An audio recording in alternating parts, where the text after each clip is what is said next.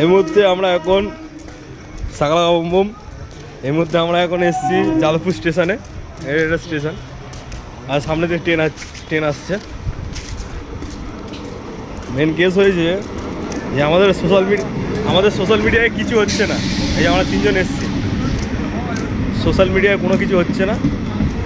তাই জন্য একটা লাইফে একটা স্টোরি আনবার জন্য আমরা এখন স্টেশনে ঘুরছি।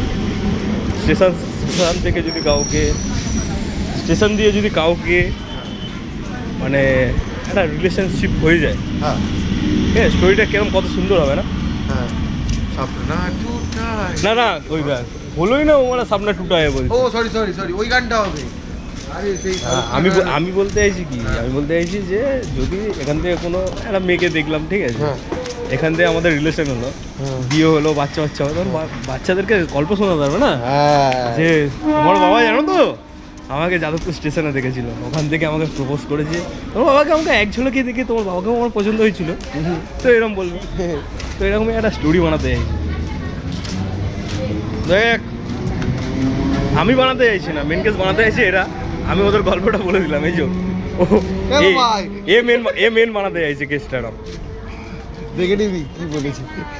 বলো তো, সাকালাকা বুম বুম, সাকালাকা বুম বুম। সাকালাকা বুম বুম।